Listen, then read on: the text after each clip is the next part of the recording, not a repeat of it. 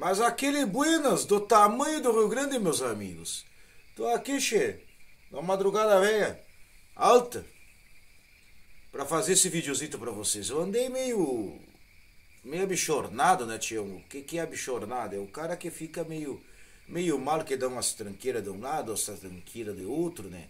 Andou me saindo umas coisas nos olhos de novo, mas não foi coisa de terneiro dessa vez.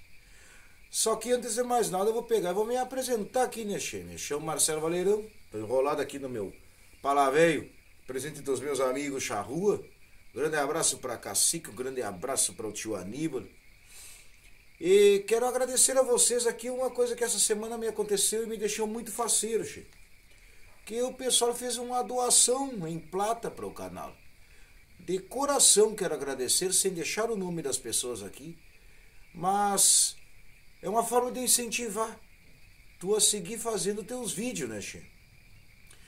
E antes de mais nada, né, vou pedir para te inscrever, para te dar o teu like, para te comentar, compartilhar, trazer histórias das tuas regiões, né, do nosso Rio Grande Velho, nossos países platinos. Vou deixar aqui a chave também em Pix. É uma coisa que eu meio sou contrário a isso, né, che? Tu meter a plata no meio do negócio, mas daí me ajuda a pegar meu alto velho e sair para esse Rio Grande afora, a tipo bicho assim, procurando novas histórias. Um grande amigo que eu fiz agora lá do Distrito Federal, seu Salvador Cardoso, é descendente, os ancestrais deles, desse senhor, são aqui do Rio Grande, né, tchê? Meu baita abraço pra ti, seu Salvador. O meu baita abraço também para o meu amigo Fábio, lá do Belém do Pará, do norte para o sul do Rio Grande Velho, o melhor do Brasil, que sempre toda semana a gente conversa. E hoje nós vamos falar um pouquinho mais da revolta de 23. Eu enroladito aqui no meu poncho, que o tempo velho aqui no sul do nosso Brasil tá meio esfriando, tá um tempo bueno, mas tá esfriando. Essa semana já fiz umas quadras de pasto, né, che? E aí vamos lidando nas casas, vamos lidando nos colégios, vamos lidando conforme o pai velho lá de cima deixa a gente lidar. Mas toca a vinheta aí, che, que daqui a pouquinho eu já tô de volta.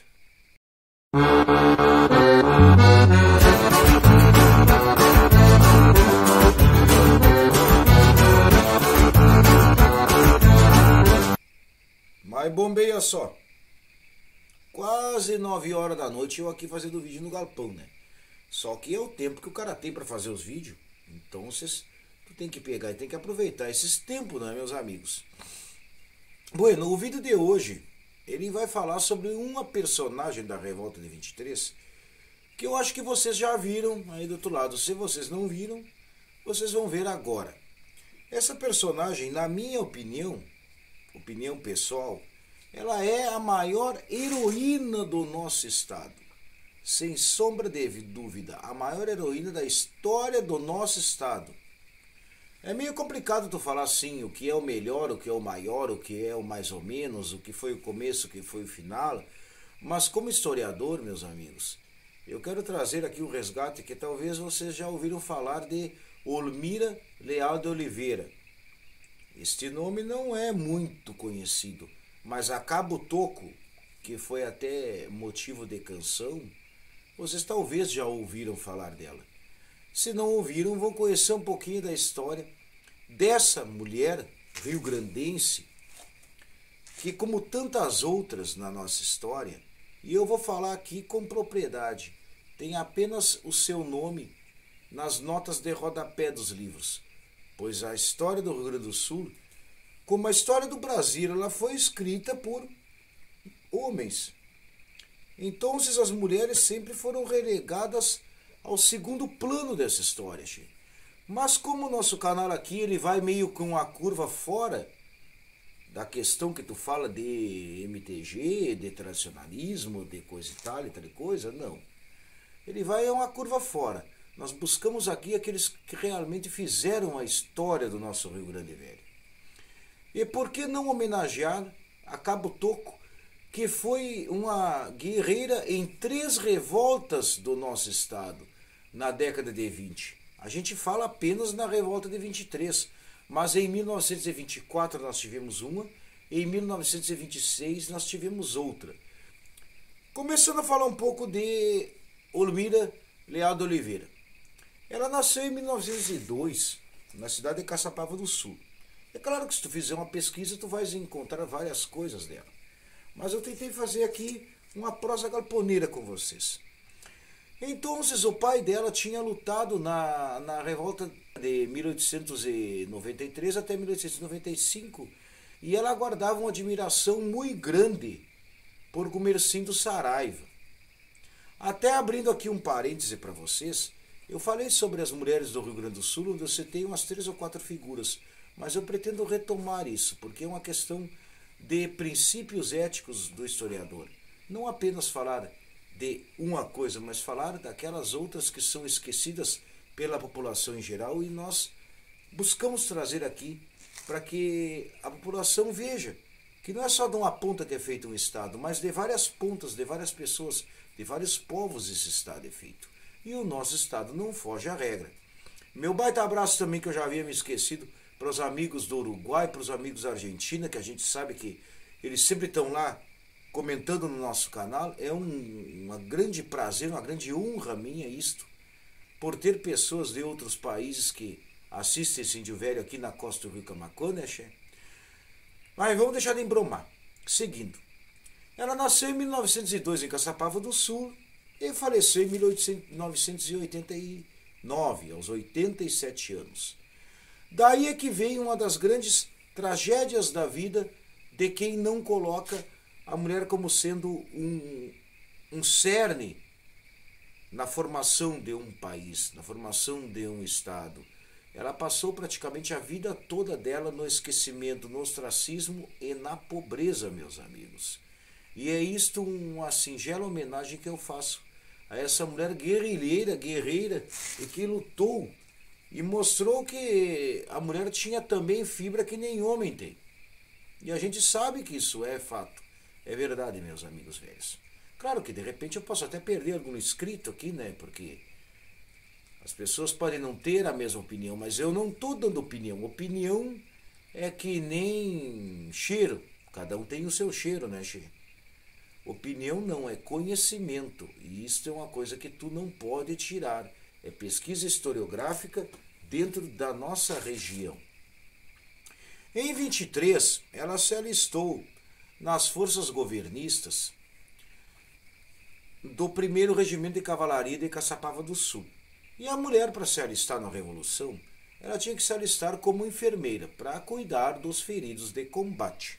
Bueno, ela lutou toda a revolta, né? Ela tinha uma raiva em especial de Zeca Neto, mas logo logo a gente chega nesse ponto para falar para vocês do porquê dessa raiva. Mas aí a gente já entra num ponto do talvez na história, então o talvez é mais um caos contado em galpão, né? Em 23 ela lutou, ela fez a parte dela como enfermeira e tudo mais. E daí, em 1924, ela também se envolveu num confronto armado no Rio Grande do Sul. Daí que veio o apelido dela de Cabo Toco. Cabo por ser uma graduação da Brigada Militar e Toco porque a sua baixa estatura lhe assemelhava como toco. É uma forma de tu chamar carinhosamente, porque para outras regiões pode ser até um xingamento, mas para nós era uma forma de tu chamar de toco. Mas ficou e pegou o apelido dela, Cabo Toco. Numa feita no combate do Passo das Pitangueiras em Caçapava do Sul em 24, ela botou um coronel na garupa do cavalo, que tinha levado uma resfrega forte, né? Até um balaço tinha levado, e tocou com esse coronel até o acampamento dele. Esse coronel era o coronel João Vargas de Souza, e ele que deu esse apelido a Olmira Leal de Oliveira, de Cabo Toco. E dali ela já teve o respeito das pessoas e ganhou também uma certa notoriedade na tropa. Ela ganhou uma profissão de baioneta. E o que era baioneta?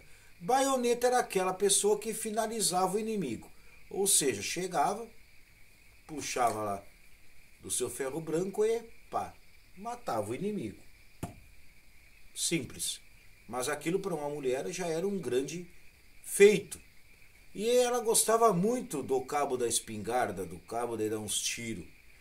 Basta ver que aos 85 anos, quando ela foi descoberta, que eu já chego lá nessa história, ela dormia sempre com 38 engasgadas de bala embaixo do travesseiro. Bueno, a sua maior façanha foi em 1926, onde ela entrou como espiã nas forças do seu inimigo capital Zeca Neto.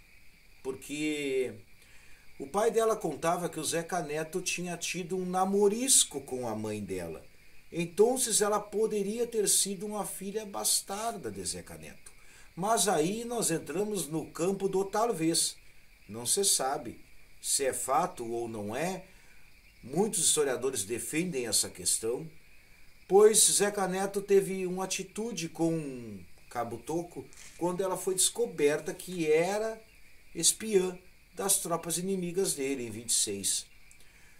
Tem um relato que dizem que ela foi muito judiada quando foi descoberta, mas outro relato que eu acredito ser um relato mais verídico, que deram para ela uma churrasqueada forte, ela ficou, digamos, presa, mas churrasqueada, um mate, um trago, e ela com receio daquele ser envenenado, ela não comeu nada, né, porque olha, o cara que conhece o rengo sentado e o cego dormindo não vai estar se atirando assim de qualquer lado.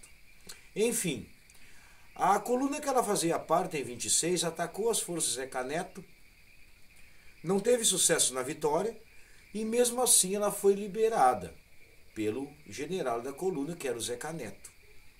Então nós podemos ter essa averiguação, porque o Zeca Neto, que era aqui da minha região, onde eu moro, o Índio Velho, ele era um Dom Juan, muito mulherengo, né, che? Com todo respeito, é claro, uma figura histórica, mas tu não tapa o sol com a peneira, né? Enfim, em 1932, ela dá baixa das fileiras da Brigada Militar, sem ganhar nada.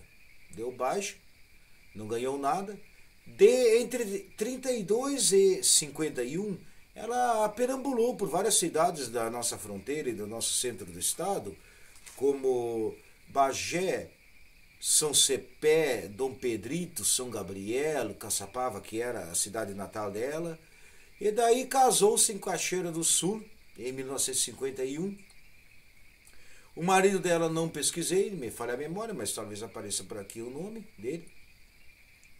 E foi casada por pouco tempo, por 3 anos. Em 54 ela ficou viúva. E herdou uma charretezinha, um cavalo velho, para fazer os fretes.